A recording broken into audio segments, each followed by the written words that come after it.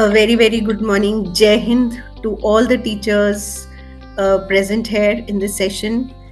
And a big thank you क्योंकि इतने सारे environmental issues के बाद भी आप आज हमारे साथ में यहाँ पर एक learning session के लिए इकट्ठा हुए हैं, जिससे ये क्लियरली दिखाई देता है कि directorate of school education Kashmir के साथ में जो टीचर्स सारे एसोसिएटेड हैं, वो किस तरीके से अपनी प्रोफेशनल डेवलपमेंट को बच्चों की प्रगति के साथ में जोड़कर देखते हैं। और इन स्पाइट की इतनी सारी प्रॉब्लम्स हैं नेटवर्क की लेकर, इलेक्ट्रिसिटी की लेकर, उसके बाद भी हम आप लोगों को यहाँ पर देख रहे हैं। So thank you so much for being there. ये सेशन जो फिजिकल सेशन था उसका कंटिन्यूएशन है। तो कुछ चीज़ें जो हमने वहाँ कवर करी थी पार्ट 1 में, उनको आगे लेकर के हम आज एक पार्ट 2 को लेकर चलते हैं। So let me just share my screen with you.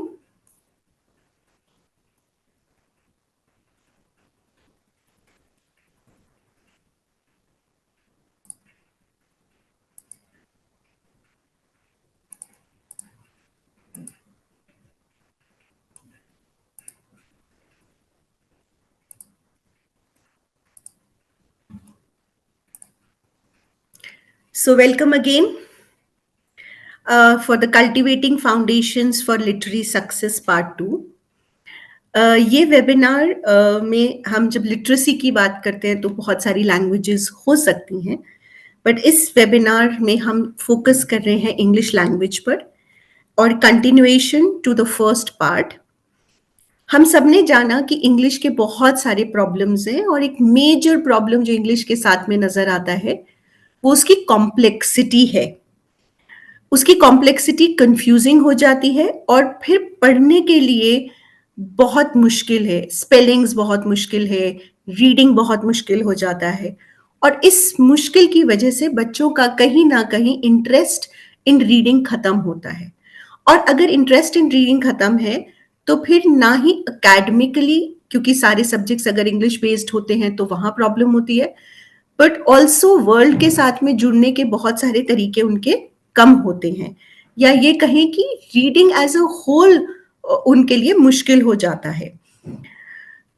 एक मेजर कॉम्प्लेक्सिटी जो हमें पता है वो ये है कि 26 लेटर्स हैं लेकिन 44 साउंड्स है, 44 फोनीम्स हैं। इन फोनीम्स को सिखाने के बहुत तरीके हमने पिछली बार देखे, बहुत सारी एक्टिविटीज देखी और हमें ये भी पता है कि इतना 44 साउंड्स पढ़ाने के बाद में भी हम इंग्लिश को पूरी तरीके से कंप्लीटली डिकोड नहीं कर पाते और लर्नर्स बहुत सारे ये सोचते हैं कि इंग्लिश को सिंथेटिक फोनिक्स से यानी कि डिकोड करके पढ़ाने से शायद उन्हें फायदा नहीं हो रहा। बहुत सारे एजुकेशनिस्ट भी ये सोचते हैं और इसीलिए अगर देखा जाए तो 1920 के बाद से इंग्लिश को होल लैंग्वेज अप्रोच की तरह लिया गया, यानी कि सारे शब्दों को एक एक शब्द को पढ़ते जाइए, कंप्लीटली उसको याद रखिए उसके word name of the letter से, ना कि उसको फोनिक्स के हिसाब से पढ़ाइए। बट कई सालों में ये होल लैंग्वेज अप्रोच होने के बाद भी जब दिखा कि बच्चों में रीडिंग की कैपेसिटी घटती चली जा रही है उन कंट्रीज में भी जहां पर इंग्लिश एक प्रोमिनेंटली नेटिव लैंग्वेज है, तो कहीं ना कहीं 30 साल पहले से वापस हम एक लेयर में वापस सिंथेटिक फोनिक्स की लेयर में आ रहे हैं, जो मैं आपको कंटिन्यूएशन में आज लेकर जाऊंगी। तो ये सब होने के बावजूद हमें पता है कि लॉजिक है, ऐसा नहीं है कि कोई भी लैंग्वेज बिना लॉजिक के बनती है, तो लॉजिक एग्जिस्ट करता है और आज हम उस लॉजिक की बात करने की कोशिश करेंगे। ये हम समझ चुके हैं कि इंग्लिश कितनी भी मुश्किल क्यों ना हो लेकिन हमें पढ़ाना जरूरी है, क्योंकि वो लैंग्वेज ऑफ एकेडमिक्स है, साइंस है, बिजनेस है। उससे हम एक ग्लोबल स्किल की तरफ मूव करते हैं, हायर स्टडीज में, कम्युनिकेशन में हेल्प होता है, जॉब्स में बच्चों को हेल्प होता है और दूसरी अगर लैंग्वेजेस अक्रॉस द वर्ल्ड सीखनी हो तो कहीं ना कहीं वो एक फाउंडेशन फॉर लर्निंग भी होती है। तो आपकी स्क्रीन के ऊपर ये एक चार्ट है जो मैंने पिछली बार भी यूज किया था। मैं सिर्फ आपसे पूछना चाहती हूँ कि इस चार्ट को देखकर आपको क्या केओस या कोई लॉजिक क्या समझ में आता है? मैं अपनी स्क्रीन को शेयर कर रही हूँ, चैट विंडो ओपन है। आप चैट में प्लीज लिखिए कि आपको इस पर्टिकुलर पोस्टर को देखने के बाद क्या समझ आता है। Antara, please let me know the chat that comes in. Sure, Anshu. Uh, Somebody has responded pronunciation, Hmm. mm, letter sounds, Hmm.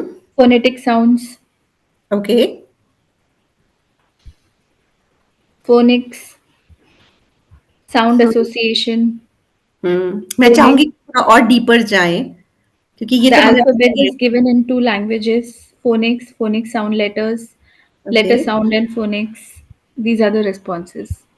Okay. एक क्योस जो अगर हमें याद आए पिछली बार का जो हमने यहाँ पे डिफाइन करा था, आपको ये दो लैंग्वेजेस से वो ज्यादा क्लियर होगा और आपको याद रखने की जरूरत है कि इंग्लिश में हम जब किसी भी कॉन्सोनेंट का साउंड बोलते हैं तो उसको पूरा नहीं बोलते और इसीलिए यहाँ पर हिंदी में हलंत के साथ में वो लिखा गया है।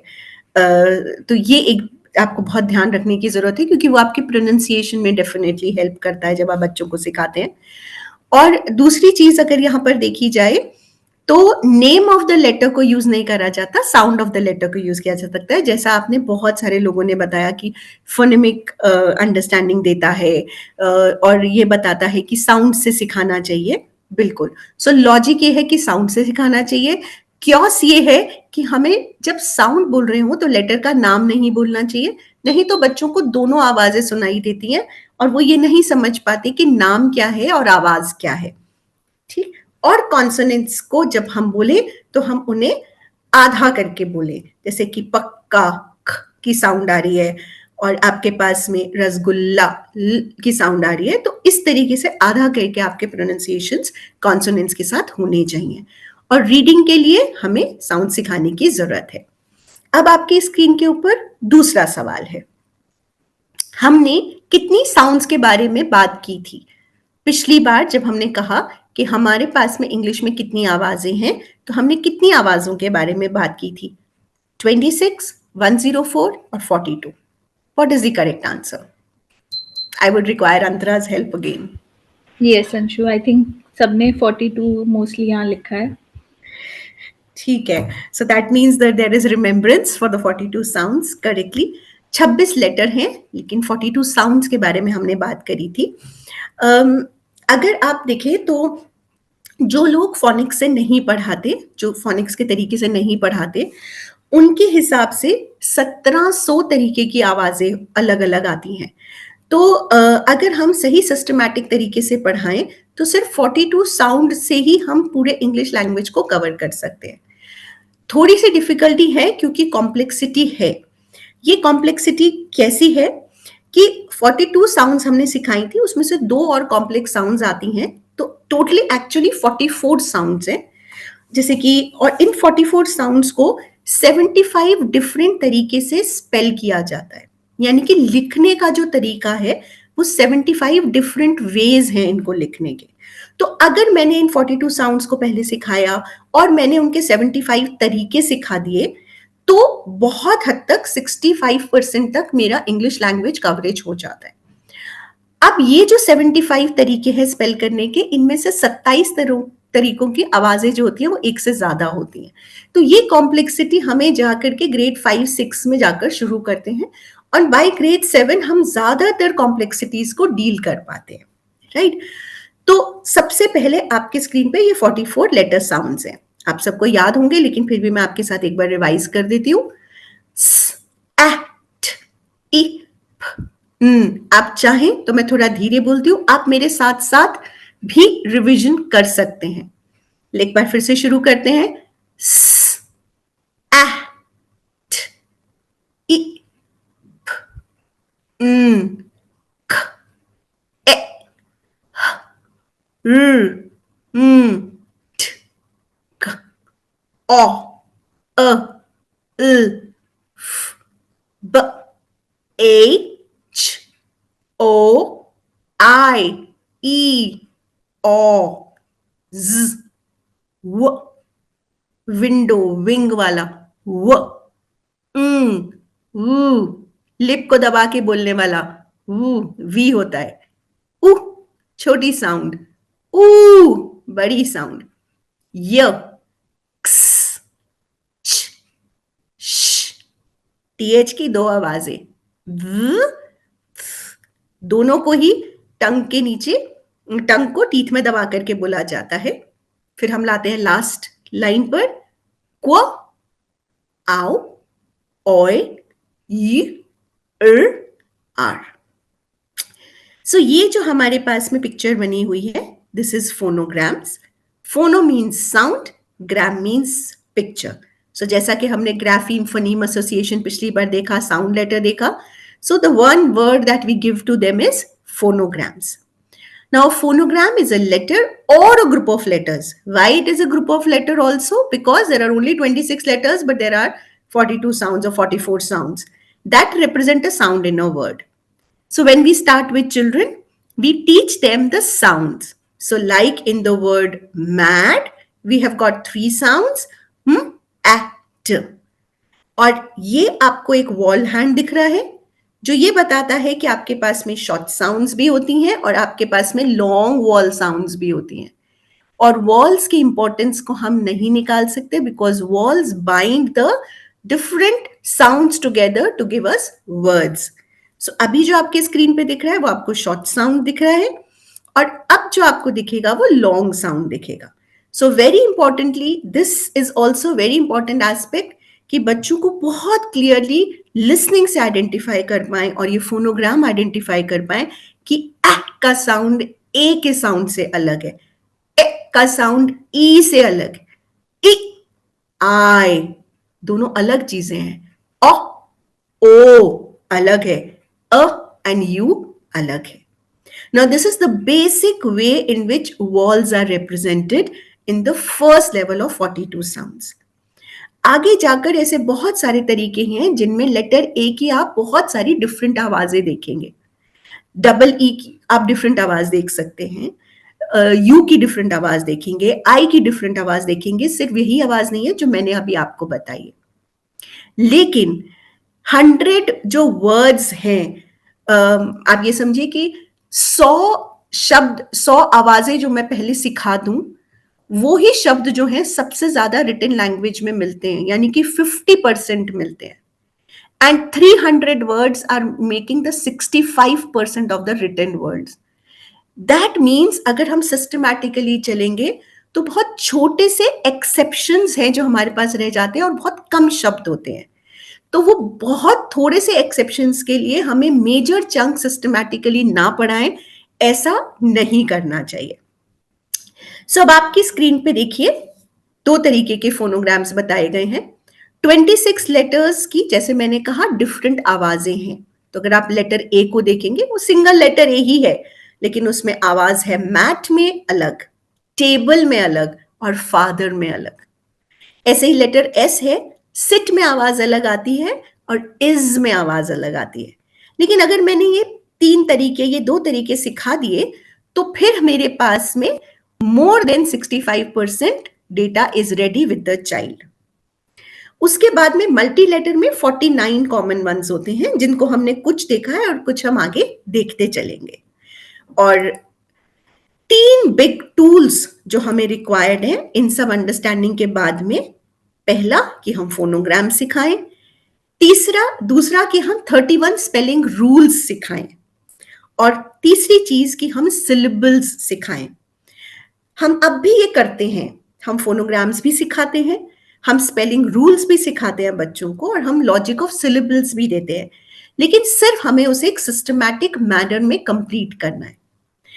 अगर आज भी हम देखें और हम 3rd, 4th, 5th या 6th क्लासेस में जब बच्चों को इंग्लिश में स्ट्रगल करते हुए, पढ़ते हुए स्ट्रगल करते हुए देखते हैं, तो हमारे पास में क्या तरीका है, क्या सिस्टमैटिक अप्रोच है जिसमें हम बोले कि नहीं, अगर ये हमने 4 रूल्स करा दिए या ये 5 स्पेलिंग्स और करा दी तो हमारे बच्चों की ये लेयर स्ट्रेंथन हो जाएगी।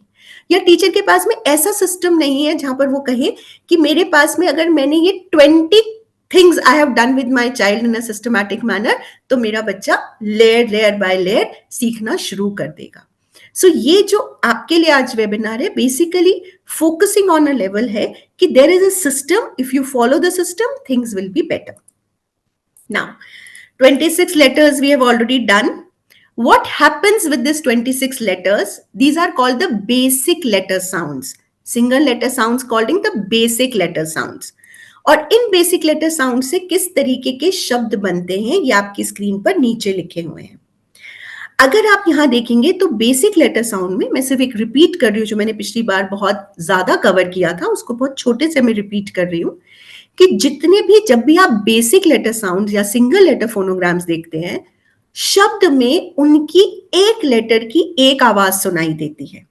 तो आप जितने भी शब्द यहां पर देखें, confident, sunset, sandpit, picnic, big basket, 100, golf stick, zigzag, आपके पास में सिंगल लेटर साउंड है, सिवाय हिल टॉप के, वहां पर हमने डबल लेटर को सिंगल लेटर लिया है. तो जब हम सिंगल लेटर फोनोग्राम सिखा देते हैं, हमने सिंगल लेटर फोनोग्राम सिखा दिए, एब, क, ड, एफ, सारी साउंड सिखा दी. उसके बाद में एक सिंगल सा रूल सिखाते हैं कि जब भी आपके पास में इसमें डबल कॉन्सोनेंट आते हैं, उनको आप सिंगल लेटर साउंड की तरह लेंगे. ये करने से बच्चे लगभग कुछ नहीं तो 3-4 हजार शब्द इसी तरीके से पढ़ लेते हैं आराम से. अब उनको पता है कि butter, slipper, batter, supper, all these words will only have a single sound for the double consonant, right? बहुत आराम से आप ये भी बता सकते हैं कि F, S, Z और L, इन आवाजों में जब कोई चीज खत्म हो, आप ये लिख सकते हैं F, S, Z, L. जब ये चार आवाजें ये जो खत्म करते हैं, उनमें आप इनको डबल लेटर में स्पेलिंग लिखते हैं. So this is a rule. So जैसे जैसे आप फोनोग्राम्स करते जाएं, उसके साथ में एक एक दो रूल्स भी अगर आप स्पेलिंग के करते जाएं तो वो बहुत हेल्प होगा. सो जैसे कि अगर आप देखें, हिल में डबल एल आता है, ग्लास में डबल एस आता है ना, hello H E double L, full full, so L S Z, buzz.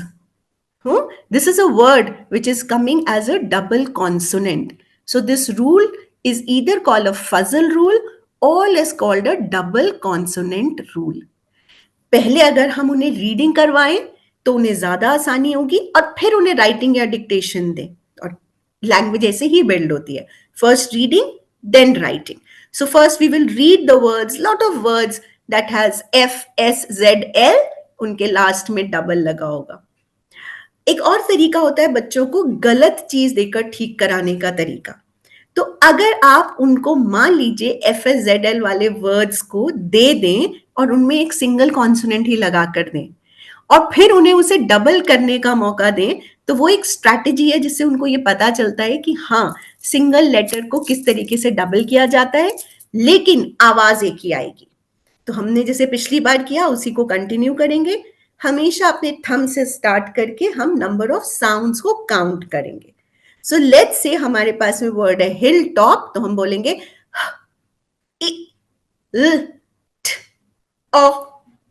Top, 6 आवाजें, लेकिन कितनी लेटर्स हैं वहां पे? 7 letters, right? So while you are doing the sounds of letters, you also have to do the spelling rules. Are you with me? Yeah, okay, let's go ahead. अब हम आते हैं कॉमन वॉल टीम्स पर. आपके पास में 22 wall teams है. Team क्या होती है? टीम वो होती है जिसको सेपरेट नहीं किया जा सकता. तो ये जो आपको लेटर्स दिख रहे हैं, ये जब आपके वर्ड्स में एक साथ आते हैं तो इनको एक आवाज की तरह पढ़ा जाता है. स्पेलिंग ये है, लेकिन आवाज जो है वो एक ही रहेगी. तो जैसे आप देखते हैं AI और AY, और कभी आपको ऐसा लगे कि इसमें मुझे ठीक से नहीं पता चल रहा, आप फौरन एक शब्द याद कीजिए, आपको एकदम पता चलेगा.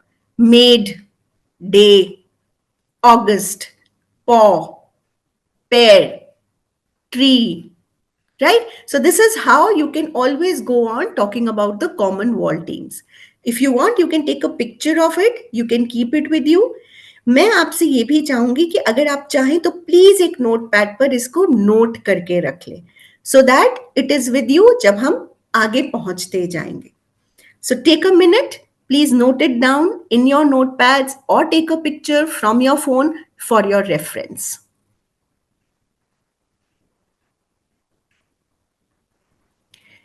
And then we can wait for a minute. Yeah, when the teachers are ready, we can move forward.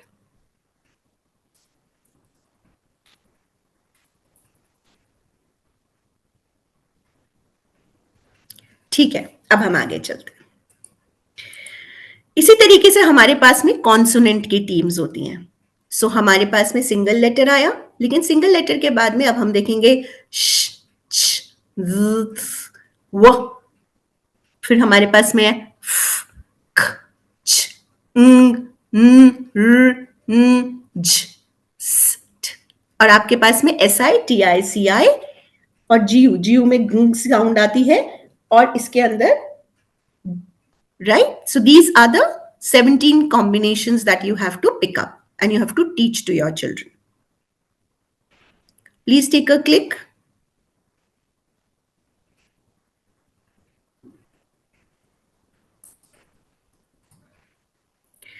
And then you have R controlled and advanced patterns.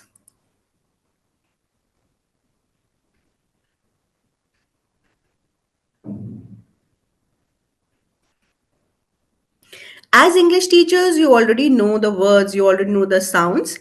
What I am giving you is a systematic approach as to आपको क्या क्या patterns उठाने हैं उनको पढ़ाने के लिए, right? अब जब आप ये कर लेते हैं, उसके बाद में एक बहुत सिंपल सी चीज होती है कि हम आप बच्चों को देखते रहें कि कितनी साउंड्स हैं, how many sounds are there. So now I have given you some words. I have taken these words and I have just written the number of sounds out here. You can just take a look at it and see if you have any problem. So look at the word like archer. अब इसके अंदर तीन ही sounds हैं. एक AR की sound बनती है R, ch, R. Only this. Right? If you look at the word like ointment, there are 7 sounds. इसमें सिर्फ ओय है और बाकी सारे सिंगल साउंड्स हैं. If you look at a word like cobbler, इसके अंदर हम C की साउंड अलग है, O की साउंड अलग है, डबल B की साउंड सिंगल साउंड है, L की साउंड अलग है और ER की फिर एक साउंड है. Right? So again, small little flashcards that you can create. What I do with my children is, suppose कीजिए मैंने 5 डॉट का एक स्ट्रिप बना दिया, ठीक है.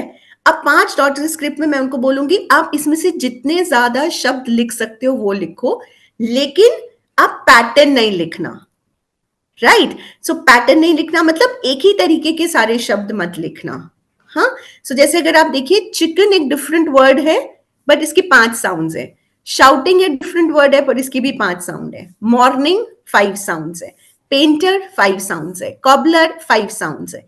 So if my children have the chart with them, they can use that chart and can simply pick up the sounds and can create words that are very, very different, right? So the number of sounds help them to look at the structure.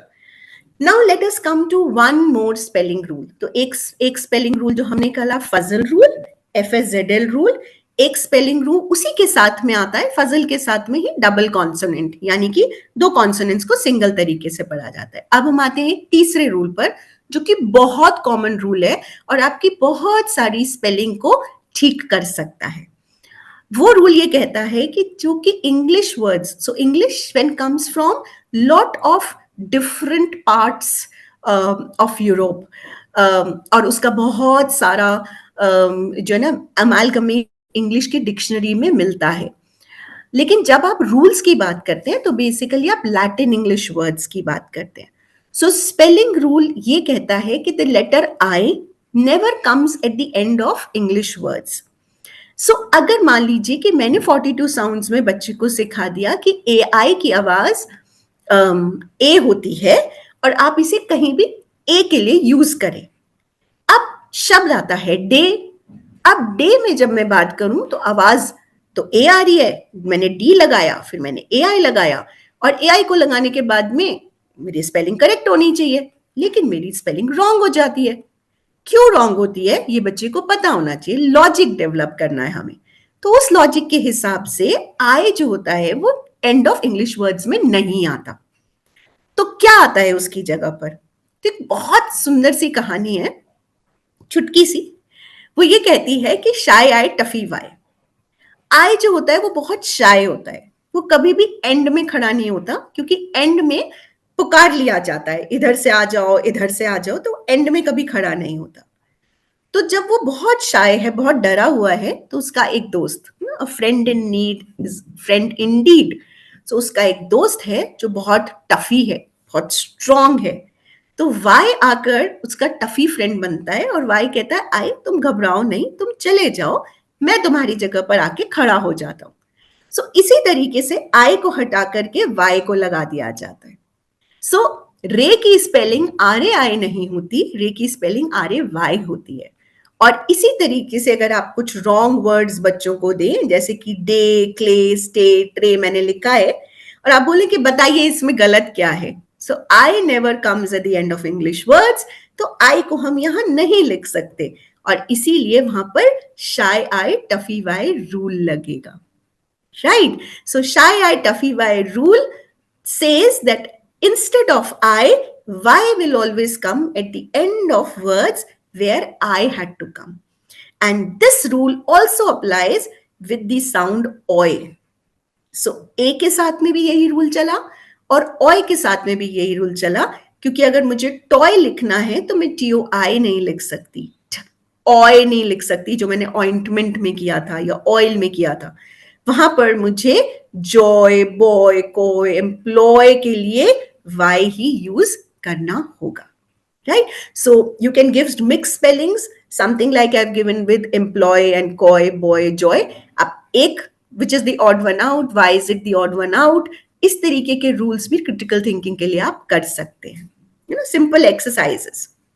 So if you just dedicate maybe 5 or 10 minutes of your English period for one rule or one spelling or one sound, slowly and steadily your children will automatically start to move forward.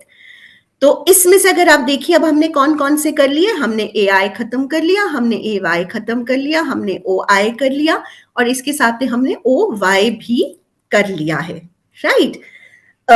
जैसे जैसे आप rules पढ़ाते जाएं, वैसे वैसे आप उसको cross करते जाएं कि इसके कितने कितने रूल्स हमने बच्चों के साथ कर लिए।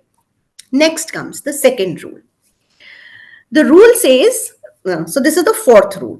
द रूल सेज जिस तरीके से आई कभी पीछे नहीं आता, वैसे ना तो यू आता है ना ए आता है। अब यू नहीं आता तो क्या प्रॉब्लम आएगी? पीछे जाएंगे अगर हमारे पास में यू नहीं आता तो हमारे पास में जो ओ यू है ना, इसमें आप दिख रहे हैं आपको कॉमन, इसमें टीम में फोर्थ लाइन में ओ यू जिसकी आउ की साउंड है, वो हमारा इंग्लिश में यूज नहीं हो सकता स्पेलिंग। तो फिर क्या स्पेलिंग यूज करें? उसकी जगह पर आता है ओ डब्ल्यू। तो यू की जगह पर डब्ल्यू आता है और इसी तरह से ए की जगह पर भी डब्ल्यू आता है। अब आप इन दो शब्दों को एक बार पढ़ के देखिए। शो, ओ की आवाज आ रही है एंड में। ओ को लिखने का तरीका 42 साउंड से क्या था? ओ ए। और इसी तरीके से काउ, आओ की आवाज आ रही है, बट लिखने का तरीका क्या था? ओ यू, यू नहीं आ सकता एंड में, इसीलिए दोनों केसेस में हमें ओ डब्ल्यू की जरूरत पड़ती है।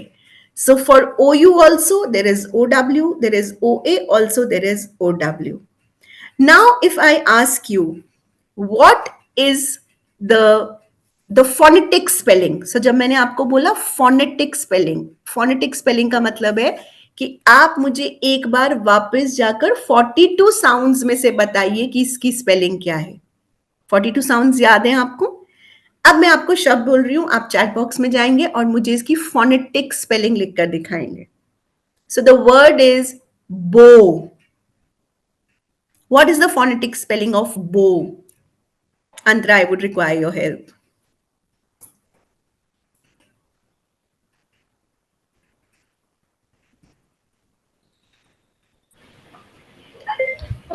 Bow, boa.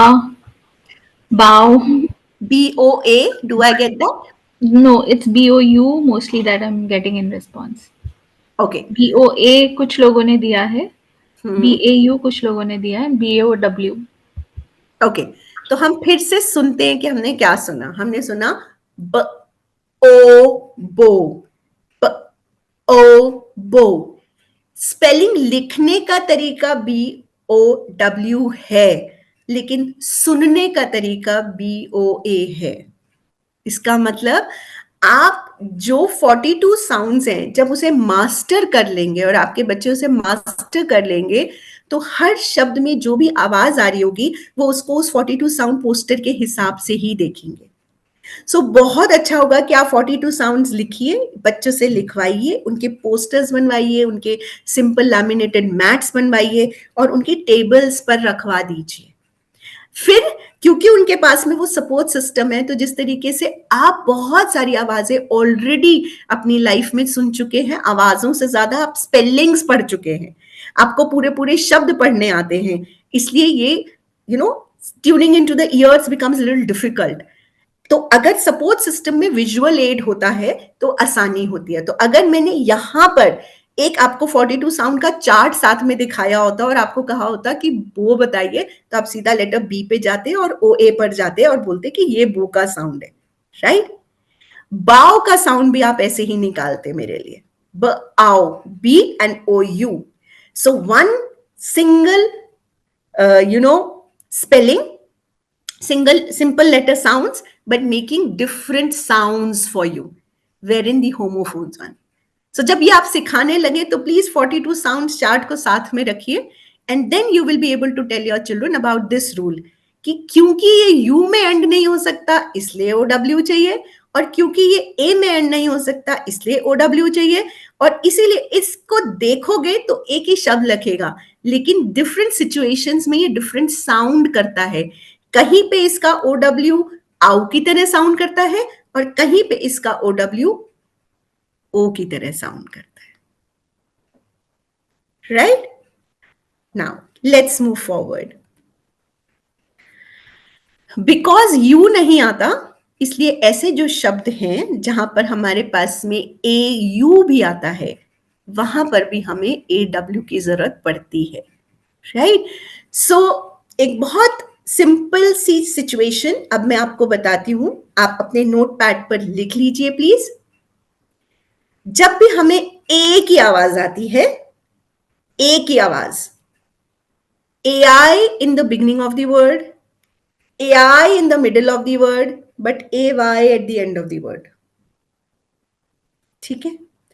जब भी आपको ओ की आवाज आती है, ओ की आवाज आती है, AU in the beginning of the word, AU in the middle of the word, AW at the end of the word. Right. जब आपको ओ आए, ओय की आवाज आती है, ओ आई स्पेलिंग आएगा इन the beginning of the word, OI spelling आएगा in the middle of the word, और OY spelling आएगा at the end of the word. Right? So your children must be able to hear sounds and tell you where the sound is coming in. So a very, very quick revision. I'll just stop and I will see what you write in the chat. I will give you some words and I want to see how you are responding to these words. Okay. So the first word that I have for you is oil. Beginning, middle और end. So B लिखेंगे, M लिखेंगे या E लिखेंगे? Oil.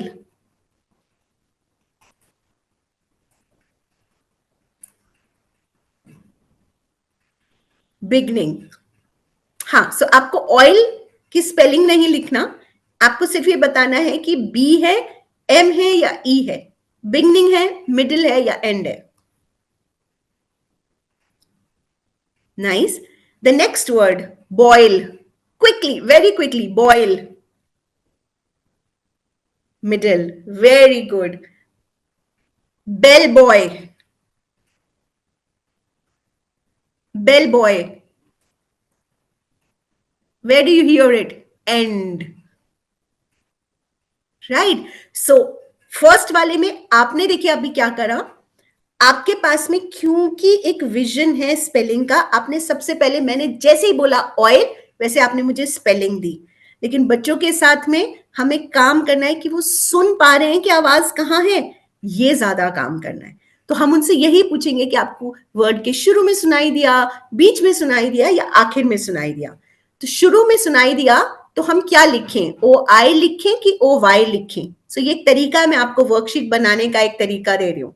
तो आपने ऊपर एक picture लगाई, सपोज आपने ऑयल की पिक्चर लगाई, फिर आपने उसको नीचे पूछा ओ आई आएगा कि ओ वाई आएगा, सर्कल करो, राइट। इसी तरीके से आपने टॉय की पिक्चर लगाई, फिर आपने पूछा कि ओ आई आएगा कि ओ वाई आएगा, क्यों, क्योंकि वो एंड में सुनाई दे रहा है। Okay, so this is how you can, you're going to train your children to listen to sounds and thus respond to it. Okay, the next word, daydream. Daydream.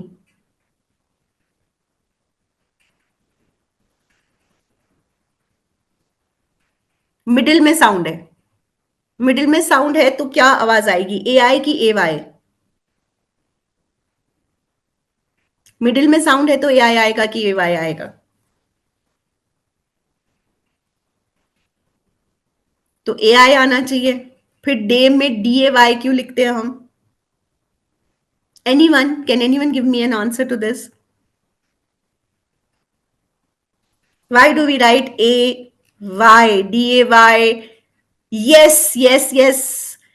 Yes, it's answered. Wonderful. It is not because it is this, but because it is a compound word. Yes, Shaju, it is a compound word.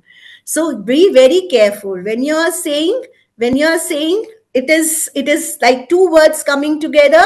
You have to look at each individual word for these spelling rules, right? So that's how, you know.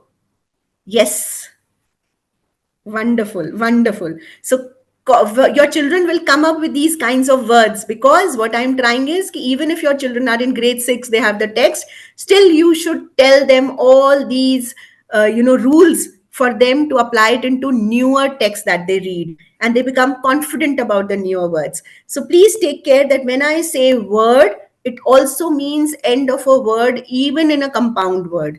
So when I'm looking at a compound word, and पहले तो हम जब शुरू में हम पढ़ाने लगते तो हमें पता था कि सिलेबस में कंपाउंड वर्ड्स एक बहुत इंपॉर्टेंट एरिया है, उसको पढ़ाना चाहिए। तो बिना जाने कि क्यों पढ़ाना चाहिए, बस पढ़ा देते थे कि भाई कंपाउंड वर्ड करना है, भाई बच्चों को बहुत मजा आता है कंपाउंड वर्ड करने में, पढ़ा दो। जब फोनेटिक्स की नॉलेज शुरू हुई और जब समझना शुरू हुआ, तब पता चला कि कंपाउंड वर्ड्स को इसलिए पढ़ाया जाता है बिकॉज जो रूल्स हैं वो एंड ऑफ वर्ड के इसके अंदर अप्लाई होते हैं। क्योंकि यहाँ पर दो शब्द कंपाउंड वो हुए जो दो शब्द आपस में मिले, लेकिन प्रीफिक्सेस सफिक्सेस जैसा कोई काम नहीं हो रहा है यहाँ पर। यहाँ पे शब्द अलग अलग रहते हैं, इसीलिए इन्हें कंपाउंड वर्ड्स बोला जाता है, और स्पेलिंग रूल्स को अलग अलग तरीके से इनमें देखा जाता है। सो it's like it's a lifelong learning for teachers. It is never going to end. So please, be always be ready to learn more and because you don't know कि आपकी कौन सी knowledge कब काम आ जाए बच्चों के लिए. Okay, so let me go back to my screen again. So we talked about the PU and now जैसे जैसे आपकी लिस्ट बड़ी होती चली जाएगी, ये मैं आपको एक छोटा सा एग्जाम्पल दे रही हूँ कि मैं कैसे काम करती हूँ। तो मैं जैसे जैसे स्पेलिंग रूल्स पढ़ाती जाती हूँ, मैं अपनी लिस्ट के आगे लिखती जाती हूँ कि ये रूल कैसे कवर होता है, ये वाला स्पेलिंग कैसे कवर होता है, इस स्पेलिंग के साथ में मुझे, और फिर मुझे पता चल जाता है कि कितने मैं पहले कवर कर चुकी हूँ 42 साउंड्स में, एक एक स्पेलिंग रूल के साथ में क्या क्या कवर होता जा रहा है, और कितनी चीजें मुझे अलग से पैटर्न्स की तरह सिखानी है। जैसे कि अगर आप देखेंगे पीपल और फ्यूड वाले जो वर्ड्स हैं, ये वाले वर्ड्स बहुत कम होते हैं, राइट, लेकिन पढ़ाने तो हैं। तो फिर जब मेरे पास में मेरी सारी स्पेलिंग्स खत्म हो जाती हैं रूल्स के हिसाब से, then I can pick up, या मुझे अगर पता चल रहा है कि मेरे किसी चैप्टर में बहुत सारे ऐसे शब्द आ रहे हैं, बार आ रहा है, वो शब्द आ रहा है जैसे मेरे बच्चों को क्वेश्चन आंसर्स में आसानी हो जाएगी अगर उनको पता हो वो वाले list of words, then I can take that even before end से that EO as in people gives you this kind of a sound. क्या आप इससे और लिस्ट बना सकते हैं? क्या और लिस्ट लिख सकते हैं? क्या आप डिक्शनरी में देख सकते हैं? क्या आप नेट पर जाके पता कर सकते हैं कि इससे और कौन से शब्द बनते हैं, और फिर उनके साउंड्स लिखिए या उनके नंबर ऑफ साउंड्स पता कीजिए। सो ये एक लिस्ट ऑफ फोनोग्राम्स आपके पास में भी रहना चाहिए सो दैट आप पता कर सके कि आप कितना कवर कर चुके। Let's come to the next spelling rule. The next spelling rule is also about never comes at the end of English word. So 2 letters में यहाँ पे कवर कर रही हूँ, J और V। तो अभी हमने क्या कवर करा? एक लेटर I कवर किया, हमने U कवर किया, हमने A कवर किया, अब हम कवर कर रहे हैं J और V। तो J भी कभी इंग्लिश वर्ड्स के एंड में नहीं आता, तो इससे क्या परेशानी है? इसकी जगह पर हमें लेटर G, देखिए अगर आप यूज करते हैं तो DGE भी यूज हो रहा है। अगर आप यहां पर देखें, कभी कभी हम G भी यूज करते हैं। सो DGE is used in short words, छोटे शब्द। छोटे शब्द का मतलब है जिनको आप बहुत सारे पार्ट्स में ब्रेक नहीं कर सकते, वो सिर्फ एक ही पार्ट है, उसी से ही पूरा शब्द बन जाता है। सिलेबल्स की जब मैं बात करूंगी तो मैं इस पर थोड़ा और ज्यादा लेकर आऊंगी। तो अगर आप ये देखें तो यहाँ पर J लिखा हुआ है, और J की जगह पर क्या लिखा है हर शब्द में? DGE, DGE, DGE, DGE. So because J never comes out of English words, it is supported by the letter phonograms. कौन से phonograms? DGE से हम इसे सपोर्ट करते हैं। So आपके जितने भी छोटे शब्द हैं इनमें ये आएगा। लेकिन जब बड़े शब्द होते हैं, जैसे कि लगेज, जैसे कि बैगेज, नॉलेज, वहां पर सिर्फ GE लगता है। सो single syllable words you will have DGE, multi-syllable words you will have GE only. A very wonderful rule to explain spellings to children. और अब है हमारे पास में लेटर V। अब लेटर V की भी एक छोटी सी कहानी है कि देखिए, अब इन शब्दों को पढ़ के देखिए एक बार, सिर्फ फोनेटिकली पढ़ के देखिए। Live, live, have. लव में एक प्रॉब्लम है क्योंकि वहां पर वी के पहले जब ओ आता है तो उसकी आवाज अ हो जाती है। तो लिव में और हैव में देखिए, मुझे इस ई की कोई जरूरत नहीं है, ये अननेसेसरीली वहां पे रखा गया है एक स्पेलिंग में। और बच्चे ऐसी बातें हमेशा पूछते हैं। अगर आप फोनिक्स से पढ़ाना शुरू करें, अगर आप उनको आवाजों से पढ़ाना शुरू करें और आवाजों से शब्द बनाएं, तो वो आपको ऐसे बहुत बार होगा कि जो अननेसेसरीली जो लेटर्स लिखे गए हैं उनका क्योंकि लॉजिक नहीं पता तो वो उसको ओमिट कर देते हैं। सो अगर आप बच्चों को बोलेंगे लिव लिखिए तो वो LIV लिखेंगे, लव बोलिए तो LUV लिखेंगे। तो वैसे भी अभी हम शॉर्ट फॉर्म में वैसे ही यूज करें। हैव बोलेंगे तो काम खत्म हो गया, तो फिर ई की क्या जरूरत है? ये इसलिए यूज करना पड़ता है क्योंकि यहाँ पर हमारे पास में एक रूल है कि लेटर वी एंड नहीं होता। तो जब लेटर वी एंड नहीं होता तो मैं बच्चों को ऐसे सिखाती थी कि वी देखिए ऐसे हमेशा डुलता डुलता रहता है और गिर जाएगा, तो उसको सपोर्ट करने के लिए मुझे एक लेटर को वहां रखना है। और लेटर ई एक्चुअली इंग्लिश लैंग्वेज के ताश के पत्ते का जोकर है। सो जब हम गेम्स खेलते हैं तो हम जोकर को कहीं पे भी यूज कर लेते हैं, in any of the ways that card can be used. कहीं पर भी यूज हो जाता है, किसी भी तरीके से यूज हो जाता है, कहीं भी फिट हो जाता है, लेकिन चुपचाप रहता है, कोई आवाज नहीं करता। तो हमारे पास में लेटर ही एक वैसा ही काम करता है, एक मैजिकल काम करता है। और इस मैजिकल काम में लेटर ई को सिर्फ यहाँ पे रखा गया है टू सपोर्ट लेटर वी, जिससे कि वो गिर ना जाए, पर वो आवाज नहीं करेगा। So an important rule for children. अब मैंने लेटर ई की बात करी और लेटर ई सच में बहुत पावरफुल है। आवाज नहीं, कहते ना जो दूसरों के लिए काम करता है उसकी शक्ति बहुत ज्यादा होती है। सो एक्चुअली यही काम करता है लेटर ई, कहीं पे आवाज नहीं करना लेकिन दूसरों की मदद करना। तो एक मदद उसने तो अभी लेटर वी की करी। अब यहां देखिए, यहां पे क्या कर रहा है वो, छोटी साउंड, छोटी आवाज हमने पढ़ी थी, छोटी वॉल साउंड पढ़ी थी, ए, ओ, ई, ए, पढ़ा था। और बड़ी आवाज क्या थी? ए, ई, आई, ओ, यू। सिर्फ एक लेटर ई के रखने से वॉल की छोटी आवाज बड़ी आवाज हो जाती है, राइट? इसे कहते हैं कि वॉल ई आकर बाकी वॉल्स की मदद करता है। तो क्योंकि वो अपनी आवाज, अपना नाम बोल नहीं पाते, क्योंकि हमें पता है कि ए, ई, आई, ओ, यू वॉल्स के नाम है ना, वो अपना नाम बोल नहीं पाते, तो लेटर ई आकर उनको पावर दे देता है और कैप से बन जाता है cape, hop, hope, mad, made, rip, ripe, right? Kit, kite. So what is happening? So the letter E is making the vowel sound long. Again, this one rule gives children 1 lakh words to read. आपको अब हर word की spelling नहीं पढ़ानी, आपने सिर्फ बोलना है इसमें मैजिक ई रूल लगेगा, स्पेलिंग को ठीक से लिखना।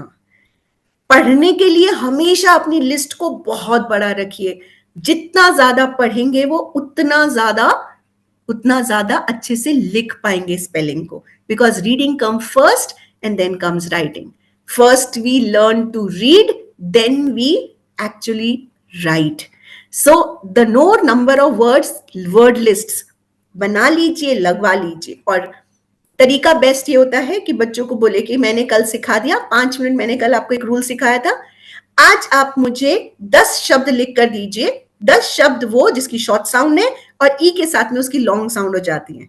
और फिर पार्टनर्स के साथ में उसको चेंज करके बोलिए कि अब पार्टनर देख के बताएगा कि जो शब्द लिखे गए हैं वो सेंसिकल वर्ड्स हैं कि नॉन सेंसिकल वर्ड्स हैं। अगर सेंसिकल वर्ड्स हैं तो उसकी पिक्चर बनाएंगे छोटी सी, नॉन सेंसिकल वर्ड है, पढ़ने में तो फिर भी काम आएगा, लेकिन उसको हम कहीं सेंटेंसेस में यूज नहीं कर सकते। You know, so not using your own energy to create all the TLMs, using your children, their power to actually support classroom TLMs. I think that is, so आपकी पूरी लिस्ट बनती जाएगी, वही बनाते जाएंगे, वही उसमें देखते जाएंगे गलतियां कहाँ हैं, एक दूसरे को सपोर्ट करेंगे। तो सोचिए, एक आपकी एनर्जी है जो काम कर रही है और एक आपके जितने भी 15, 20, 30 जितने बच्चे हैं उनकी एनर्जीज मिलके काम कर रही हैं, तो ऑब्वियसली काम हमेशा बेटर होगा। Okay, a few of the spelling rules just left. One is this is a very tricky one, क्योंकि इसको पढ़ने के लिए हमें सिर्फ उस लेटर को नहीं देखना होता जो लिखा हुआ है, उसके आगे वाले लेटर को देख के फिर वापस आके साउंड क्रिएट करनी होती है। सो जैसे कि आप देखेंगे एट कैट पढ़ा मैंने, लेकिन मैंने जब नेक्स्ट वर्ड पढ़ा तो वहां पे मैंने कैंट भी पढ़ सकती हूँ, और बच्चे ऐसे पढ़ेंगे। लेकिन ये रूल का ध्यान रखना कि सी और ई जब साथ में आते हैं तो सी की आवाज की आवाज बन जाती है। कितने कितने चीजों के साथ में? जब भी उसके बाद में आई होता है, ई होता है या वाई होता है, आई होता है, ई होता है या वाई होता है, the voice changes from the normal hard sound to a soft sound. Hard sound is k and soft sound is s, right? Why it changes? Because the vowel that is following that particular consonant is a different vowel, and same happens with G also. G, which is a normal sound as a hard sound is g, it changes into a soft sound which is j, right? और तीन चीजें इसकी आवाज को बदलती हैं, I, E और Y. और I एक वॉल है हमें पता है, ई भी एक वॉल साउंड है हमें पता है, लेकिन वाई हमारे इंग्लिश लैंग्वेज का 6th वॉल है, क्योंकि कई जगह पर ये वॉल का काम करता है और कई जगह पर ये कॉन्सोनेंट का काम करता है, राइट? सो ऐसे शब्दों को पढ़ाने के लिए इंपॉर्टेंट है कि आप आगे जाकर पीछे आने की प्रथा को आपको ध्यान देना पड़ेगा। और इसी तरीके जब हम मैजिक की कर रहे थे तो वहां पे मैजिक को ध्यान देना पड़ेगा। तो आपको याद है मैंने पिछली बार आपके साथ में साउंड डैश एक्टिविटी कराई थी, वो साउंड डैश एक्टिविटी आपको यहाँ बहुत काम आएगी। सो जैसे ही आप बच्चे बोलेंगे कैट, तो आप बोलेंगे बेटा सी के नीचे डॉट लगाओ, ए के नीचे डॉट लगाओ, टी के नीचे डॉट लगाओ, 3 डॉट 3 आवाजें, समझ आ रहा है। लेकिन सी ई जब पढ़ रहे हो तो वहां पर एक डैश लगाओ, और डैश लगा करके वहां पे एस लिख दो, तो ध्यान रहेगा that you are making a C के नीचे डैश लगा है, क्योंकि सी सिर्फ सिंगल साउंड नहीं है, उसकी आवाज दूसरी साउंड पर डिपेंड कर रही है। ऐसे ही जी की साउंड ई पर डिपेंड कर रही है, आई पे डिपेंड कर रही है, और उसकी आवाज ज हो गई है। Again make a list with your children and go head. So hard sound को सॉफ्ट साउंड कर दिया जाता है। फोनिक्स रूल्स जो होते हैं वो सिर्फ आपके रीडिंग के काम नहीं आते या स्पेलिंग के काम नहीं आते, बहुत सारे फोनिक्स रूल्स आपके ग्रामर में भी बहुत काम आते हैं। हमने शायद टफी वाई को पढ़ा था, हमने ये देखा था कि एंड में जो था वो आई ई आ रहा है या वाई चेंज हो रहा है। तो अगर मान लीजिए कि हमारे पास में एक शब्द है क्राई, इसकी ओरिजिनल स्पेलिंग होती सी आर आई में आई ई या आई, राइट।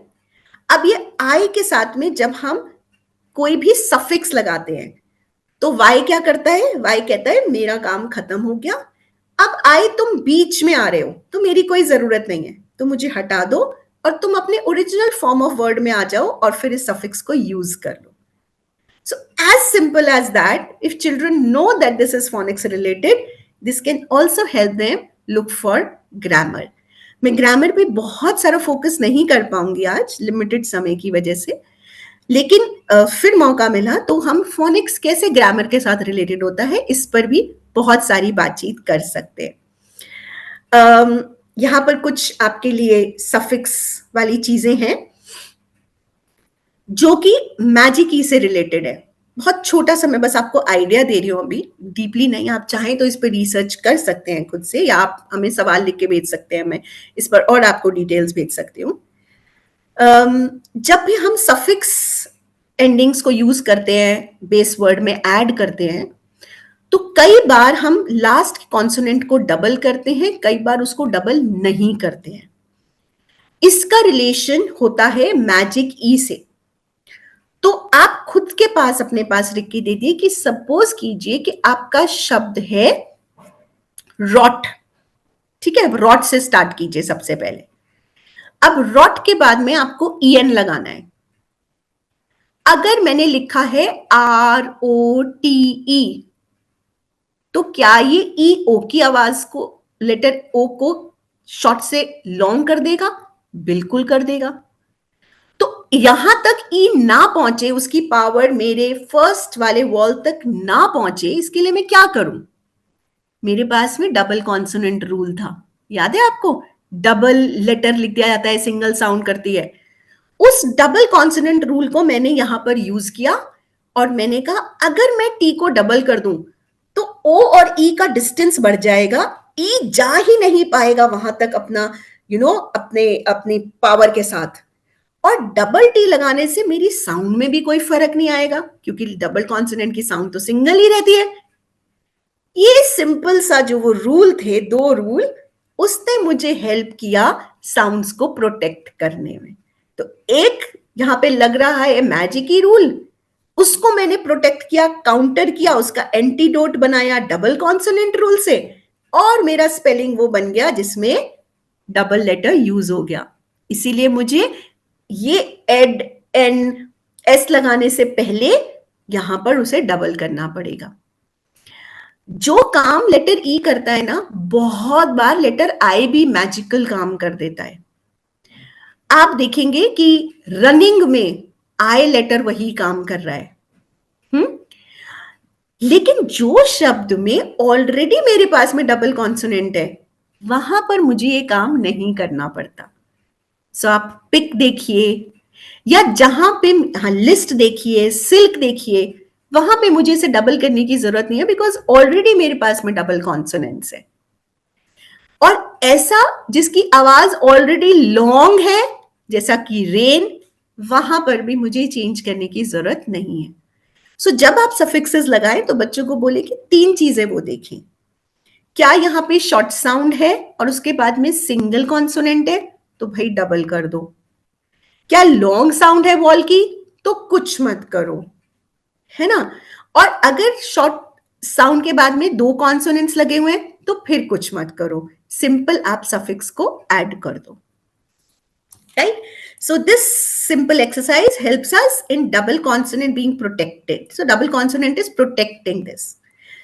So आपके लिए एक सिंपल सा टास्क, एक आखिरी टास्क, क्या मुझे आप इसमें आइडेंटिफाई करके बताएंगे कौन सा स्पेलिंग रूल है। अभी आपको लिखने की जरूरत नहीं है चैट में, आप सिर्फ अपनी शीट पर एक बार लिख के रख दीजिए।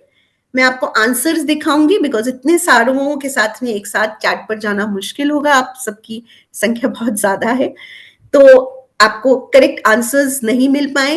उससे बेहतर है कि मैंने सोचा कि आप अपने पास लिख कर रख लें और लिख कर रखने के बाद में हम आपको करेक्ट आंसर्स दिखा देंगे।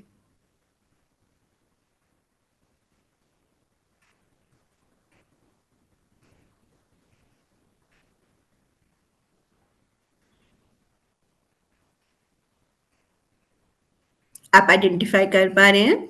Give, gym, gift, cycle, jogger, picnicking, show, joy, stray, इसको मैं बताऊंगी नहीं, get, creeper.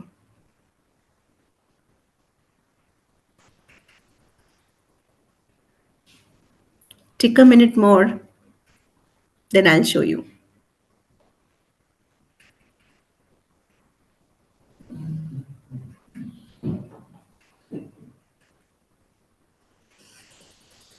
Okay, so this is my list. Give में V के साथ में E लगेगा, नहीं तो V गिर जाएगा। जिम में G के बाद में Y आ रहा है तो जो की साउंड है। गिफ्ट में कोई रूल नहीं लग रहा, ये एक्सेप्शन है G वाले रूल का। साइकिल में हमारे पास में 2 C हैं, एक में आवाज आ रही है S, एक में आवाज आ रही है ख। किसमें स की आवाज आती है? जिसमें Y है बाद में।